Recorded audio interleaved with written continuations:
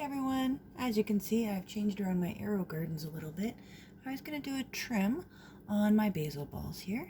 We're on day 57 of the black Aerogarden, and I am on day 26, I believe, of this copper one over here. It's got some tomatoes and dill in it. I'm just cleaning up my roots here a little bit. Let me get over here for you. So I just like to run my fingers through them and pick out any of the ones that are starting to go a little brown. As you can see, my roots are pretty long. They're nice and white at the bottom, but they're getting a little brown at the top. I think they're kind of suffocating themselves. So I just want to clean this up a little bit, run my fingers through, get all the gross ones off of there. Now, when I first trimmed this basil, I did it very young, probably at about day 14. And I cut right in the middle here. As you can see, there's right there. Oops, that leaf is in the way. But right in there was a very early cut. And so it split into two. And then I let it grow, cut off the big leaves. And then I trimmed it again. So it split into two again. And now I'm trimming off the big leaves. So about every 10 or 15 days, I do a big trim of the leaves, and a trim of the roots will come another 10 days, or a trim of the top of the plant will come another 10 days after. So I want to get to as many of the biggest leaves as possible. This helps to keep this into a small ball and not grow so tall. I like to keep this as short as possible so that it can grow nicely in my Aerogarden. So I take the big ones off of each side. I've got a paper towel down here, so don't mind me. And I'll just keep spinning it around and look for those biggest leaves. See here? They're nice and big in there, right? So get to that one, and I want it on both sides.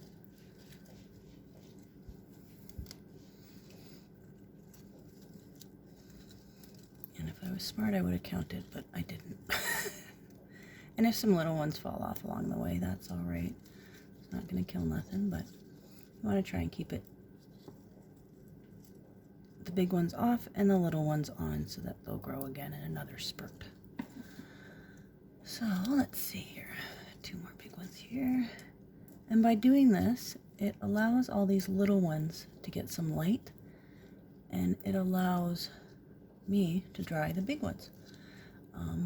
I enjoy basil in a lot of different dishes, so it's great to have these plants in the kitchen because I do have a dehydrator, so I dry everything that I grow for later use.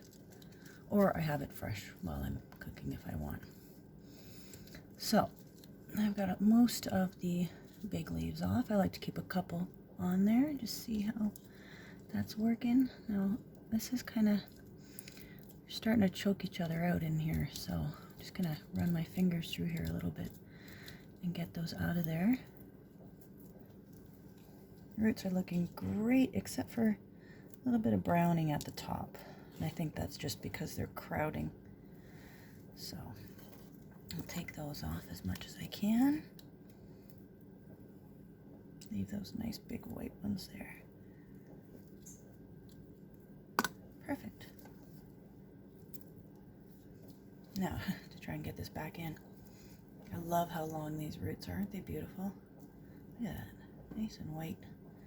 Okay, so let's give this a little twist and try and get it back into here. Now, I do have my mint as well. As you can see, my little sign here was an Aerogarden trim of basil and mint. So, this one fascinates me. Oh, roots aren't as long, but they are nice and white as well. I cut this very early, as soon as the top started to come off. Here, I got a little one here to show you, because I did it to this one as well. Look at this. So you see I've got one plant that I haven't trimmed, and one that I did trim. If you see right in there, right there, see in here? And that made it split off into two, right? So now with this one, what I want to do is trim it just above those two leaves there, and that will now split into two. So that was my little mint. Let's get back to my big mint here. So this is just one plant. Right at the bottom there, I don't even know if you can see anymore, but it's literally one single plant, and it's because I cut it early that it has separated like this, because I cut it twice very early on.